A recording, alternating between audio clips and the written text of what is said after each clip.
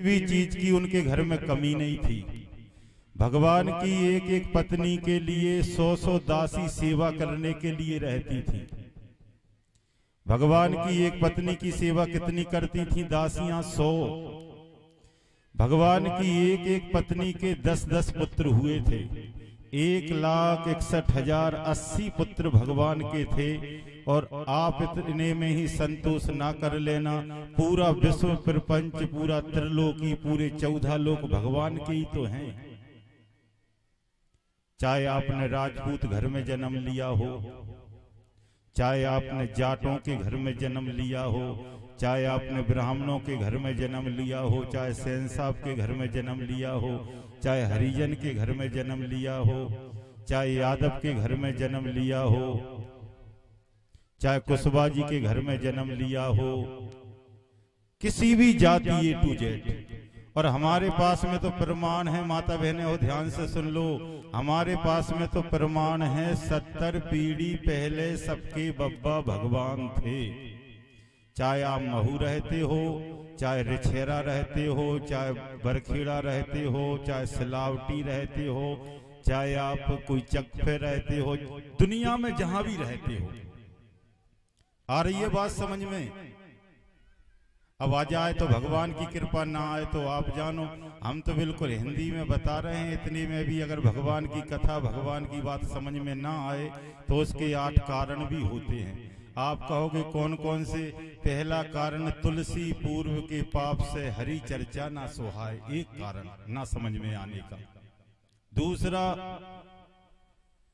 कोई शरीर में दर्द हो तो बात समझ में नहीं आती। तीसरा अपने आप को ज्ञानी समझकर कथा सुनने के लिए बैठ जाओ तो कथा समझ में नहीं आती। चौथा, पूरे जीवन भर भैंस का दूध पिया हो, गाय का दूध कभी मुख में ना गया हो तो कथा समझ में नहीं आती, क्योंकि भैंस का दूध अंदर जाने ही नहीं देता कथा। आप कभी भी देखना, भैंस का दूध पीने वालों को कथा समझ में नहीं आती। फिर इस क्षेत्र में तो सब गौ माता के उपासक हैं भाई, और बहुत ध्यान से सुनना है। इस पूरे संसार में आप कहीं भी चले जाओ, आपके लिए पृथ्वी मिलेगी, रंग बदला हुआ मिलेगा, मनुष्य मिलेंगे। आज 125 करोड़ से ज्यादा जनसंख्या पूरे भारतवर्ष की है, लेकिन अकल और शकल किसी की एक सी नहीं है।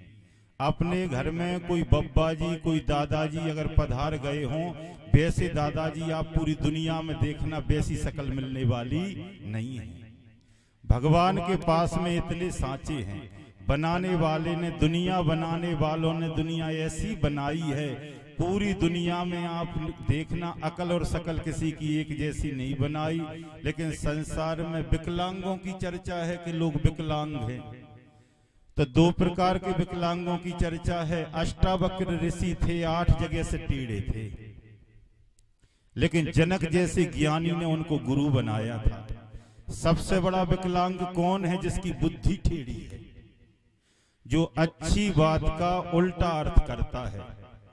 ऐसे ही समझ लीजिए, अच्छी बात का जो उल्टा अर्थ करता है उसके लिए ही ज्ञानियों ने टेढ़ा बताया है।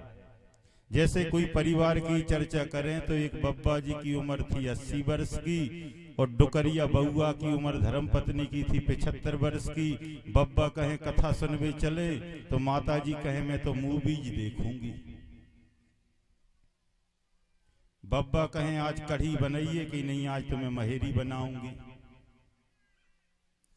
बब्बा कहें आज बहुत बड़ा त्योहार है, दोज है गोड़ बाबा की, आज तू खीर बनाइए कि नहीं, आज तो मैं कढ़ी बनाऊंगी। बब्बा कहें पड़ोस में मेहमान आ रहे हैं, फलाने के बेटा को देखने के लिए, आज तू लड़ाई झगड़ो ना करिए। डुकरिया कहे आज तो मेरे लड़वे को मुहूर्त ही है, पंडा जी ने बताया है। अच्छा, हाँ। तो बब्बा का पूरा जीवन ऐसे उल्टे चलने वाली के साथ में बहुत परेशान था। एक दिन क्या हुआ, बब्बा मंदिर में पहुंचे और हनुमान जी से कहने लगे कि प्रभु ऐसी कृपा कर दो, या तो मैं मर जाऊं या मेरी पत्नी मर जाए तो बाकी का दिन सुख से निकल जाएगा, बहुत उल्टी चलने वाली है। धीरे धीरे आ रहा था सावन का महीना, सब लोग गांव के हरिद्वार के लिए जा रहे थे। बब्बा जी ने विचार किया कि घर पर जाकर कहूंगा हरिद्वार चलें तो बिल्कुल मना कर देगी। बब्बा घर पर आकर कहने लगे, सुनती है आज पूरे गांव वाले हरिद्वार के लिए जा रहे हैं, अपन तो पैसा मिटा भी जा ही नहीं सकते। डुकरिया कहने लगी, अपन तो जरूर ही जाएंगे। बैठे ट्रेन में हरिद्वार में पहुंचे, और हरिद्वार में व्यवस्था कैसी है आप कभी भी देखना। गंगा जी में गाटल लगे हुए हैं, सांकले पकड़ के नहा लो तो नहा लो, अगर आगे के लिए कूद गए तो धारा बहुत तेज है, चले जाओगे।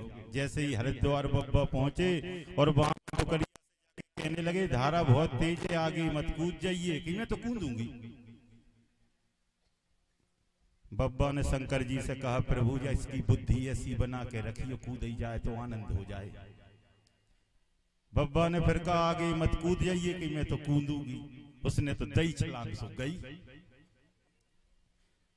बब्बा ने 30 मिनट तक किसी से नहीं कहा, जब तक डुकरिया मर के 5 किलोमीटर नीचे पहुंची होगी। फिर आधा घंटे बाद चिल्लाए, बचाओ बचाओ, इसमें मेरी पत्नी का पैर फिसल गया, इसमें हमारी जो धर्म पत्नी थी वो गिर गई। वहां पर जल सेना वाले खड़े थे, पुलिस वाले। 1 किलोमीटर नीचे तक ढूंढा, नीचे जाल भी डाला लेकिन नहीं मिली। फिर बब्बा फिर गुस्सा होकर कहने लगे, बब्बा मिलती तो नहीं। बब्बा कहने लगे वो तुम्हारे पिताजी को नहीं मिल सकती। क्यों? जीवन भर उल्टी चली है, ऊपर ही गई होगी, तुम नीचे कहां देख रहे हो? तो ऐसे उल्टे चलने वाले दुनिया में बहुत काम बिगाड़ रहे हैं। तो हम तो सब इस क्षेत्र वालों से निवेदन कर रहे हैं, भगवान की कथा सुन ली, यज्ञ हो गया, तो जिनका उल्टा चलना हो, जिनको लड़ाई झगड़ा ज्यादा अच्छा लगता हो, वो अब अपना रंग बदल लेना चाहिए, क्योंकि समय के अनुसार बदलने में बहुत फायदा है। घर में अगर माता बहनें कोई ज्यादा लड़ती झगड़ती हों तो यहाँ से संकल्प लेके जाएं कि आज से लड़ना झगड़ना बिल्कुल बंद। आज बहुओं से हाथ नहीं उठवाएंगे। ऐसी सासें कौन कौन बैठी हैं जो लड़वे में ज्यादा होशियार हों? हाथ खड़े करो। एक भी नहीं है। यहाँ पर बब्बा ऐसे कौन कौन बैठे हैं जो लड़वे में ज्यादा होशियार हों? देखो, ना कोई बब्बा है, ना बहुए हैं, ना बहुए हैं, ना बेटा है। जब सब भगवान की नजर में अच्छे बन गए तो अब अच्छे ही बनकर रहना चाहिए। सबसे करबद्ध प्रार्थना है, क्योंकि जिनके घर में लड़ाई झगड़ा नहीं होता, जिनके घर में मेल जोल रहता है, जिनके घर में मंदिर को जाने वाले रहते हैं, जिनके घर में व्रत करने वाले रहते हैं, जिनके घर में भगवान को चाहने वाले रहते हैं, जिनके घर में भक्ति होती है, जिनके घर में दूसरे की संपत्ति पर नजर नहीं रहती, उनके घर में आज भी वैकुंठ है। जिनके घर में बार बार झगड़ा है, भाई भाई में अनबन है, जिनके घर के लोग शराब पीने वाले, जिनके घर में गाय की पूजा नहीं होती, जिनके घर में व्रत नहीं होते, उससे बड़ा नरक देखने के लिए कहां जाओगे? तो सबसे बड़ा नरक उनके घरों में है। तो आज भगवान की कथा का 7वां दिवस है और भगवान के विवाह हो ही गए। तो